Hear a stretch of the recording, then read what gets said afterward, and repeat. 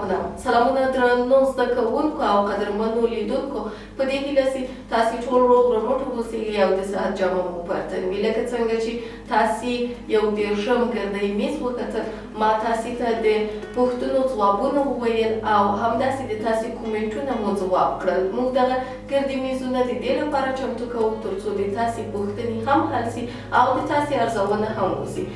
کله چې موږ یو کار کوو او د هغه کار نتیجه لاسته راوړو، دا بیا ډېره زیاته خوندوره وي. لکه څنګه چې موږ تاسو ته ویډیوګانې چمتو کړې، دغه ویډیوګانې درسي ویډیوګانې وي د ریاضي مضمون په هکله، چې دغه ګردي میزونه او د تاسې کومنټونه د دې ویډیوګانو د دې درسي ویډیوګانو محصول یا هم هماغه پایله او نتیجه ده چې موږ ته ځواک رابخي تر څو تاسو ته نورې ویډیوګانې هم چمتو کړو.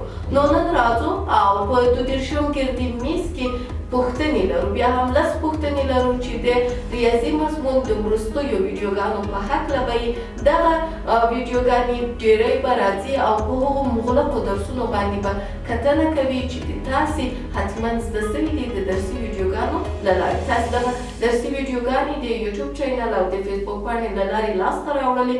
زه به نن تاسو ته دغه لس پوښتنې وړاندې کړم. تاسې به د دې لس پوښتنو ځوابونه له ما سره په کومنټ کې یا په فیسبوک پاڼه کې او یا هم په یوټیوب چینل کې راسره شریکې کړئ. که چېرته بیا هم کومه پوښتنه لرئ، ستونزه لرئ یا هم وړاندیز لرئ، په ډېرې اسانۍ سره او پرته له کومې ستونزې نه خپل نظریات او خپل وړاندیزونه له ما سره په کومنټ کې شریکولی شئ. نو نن راځو او دغه لس پوښتنې چې د تابع، مشتق، لیمټ دې برخو کې به دا بس یو ځای سره وګورو او ځوابونه به یې پیدا کړو. ښه ګرانو زده کوونکو، راځئ لومړۍ پوښتنې ته چې لومړۍ پوښتنه د څه شي په هکله ده. لومړۍ پوښتنه دا ده چې مشتق تاسې وویل، مشتق څه ته ویل کیږي؟ واضح یې کړئ، واضح یې کړئ. مشتق څه ته تاسې راته چې کوئ؟ واضح کړئ. په دویمه پوښتنه کې به راسو او وبه وایو چې معکوسه تابع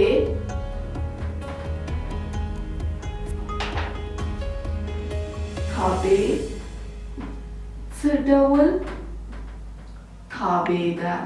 موږ د تابع ډولونه ولوستل. تاسې به دغه راته وایستئ چې څه ډول تابع ده. په دریمه پوښتنه کې به راسو او وبه وایو چې لیمټ څه دی؟ لیمټ څه دی؟ تاسې لیمټ لوستی دی، نو لیمټ څه دی؟ راته یې ولیکئ. واضح یې کړئ چې لیمټ څه ته ویل کیږي او څه دی. څلورمه پوښتنه کې به تاسې راته وایاستئ چې دیټرمینانت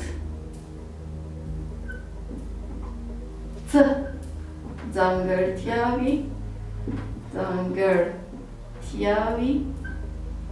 لري؟ آیا ځانګړتیاوې لري که نه لري؟ البته چې لري، نو تاسې ماته ځانګړتیاوې ولیکئ. پنځمه پوښتنه، موږ او تاسې په میټریکس باندې هم جمع و تفریق کار کړی و، نو تاسې به راته ووایاست چې د میټریکس په جمع او تفریق، په جمع کولو او تفریق کولو، په جمع او تفریق کولو کې کوم قوانین په نظر کې نیول کیږي؟ تاسې به هغه قوانین چې راځي او د جمع تفریق د چا د میټریکس په جمع تفریق کې په نظر کې نیول کیږي، هغه قوانین به تاسې ماته ولیکئ. شپږمه پوښتنه، دا شپږمه پوښتنه داسې ده چې زه تاسو ته یو څه لیکم، تاسې به راته وایاست دا کوم خاصیت دی. دغه څه چې زه تاسو ته لیکم، مثلا لیکم چې A ضرب د B قوس تړلی C مساوي کیږي په A له قوسه د باندې راځي، بیا قوس B ضرب د C. نو پورته قانون یا پورته خاصیت کولی شو، پورته قانون یا پورته خاصیت کوم خاصیت دی کوم خاصیت دی تاسې به یوازې ماته نوم واخلئ اتحادي دی تبدیلي دی کوم خاصیت دی تاسې به یې راته ولیکئ اوومه پوښتنه بیا هم د تابع په هکله ده چې وایو طاقه تابع راته تعریف کړئ او مثال هم که ولیکئ دا به لا ښه او په یوه مثال کې یې واضح کړئ تاسې به یو مثال ورکړئ او په همغه مثال کې به تاسې دغه تابع راته واضح کړئ اتمه پوښتنه په اتمه پوښتنه کې به تاسې راته ولیکئ چې د لومړۍ درجې تابع عمومي شکل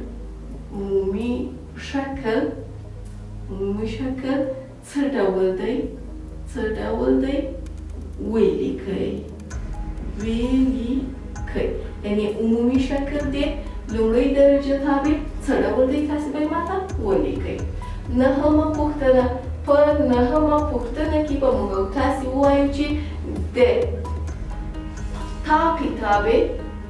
طاقې تابع او معکوسې تابع ترمنځ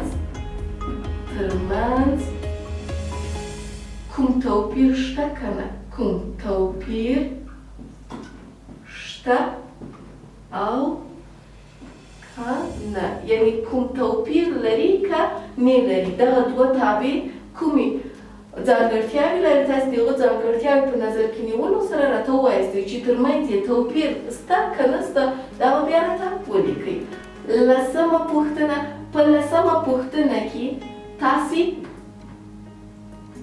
یو مثال د میټریکس لپاره ولیکئ چې داسې یو مثال ولیکئ چې په هغه کې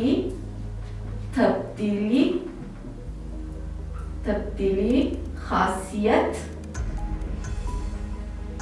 په کار وړل شوی وي تاسې راسئ داسې یو مثال ولیکئ د چا په اړه د میټریکس په هکله باندې چې هلته تبدیلي خاصیت ولري بیا هغه ماته کومنټ کې راوړئ ښه ګرانو زده کوونکو تاسې ولیدل چې ما تاسې ته 10 پوښتنې درکړې دغه 10 پوښتنې په بېلابېلو برخو کې وي چې تاسې به یې تعریفونه هم راته لیکئ یا هماغه مفاهیم چې تاسې لاسته راوړي دي له خپل ذهنه به هغه مفهوم راته تعریفوئ نظریه به مو راته لیکئ بیا هم که پوښتنه لرئ سوال لرئ او په کوم ځای د درس نه یاست پوهېدلي کولی شئ چې پوښتنه مطرح کړئ موږ به دغه پوښتنې په نورو ګردي میزونو کې له تاسې سره شریکې کړو که موږ دلته په ځوابونو کې یا هم په هغو ګردي میزونو کې چې د تاسې کومنټونه لولو دا ښه ده چې تاسې ټول ځوابونه راته رالیږئ که چېرته بیا هم پوښتنه لرئ نو ویره مه کوئ تاسې خپله پوښتنه کومنټ کړئ موږ به هماغه کومنټ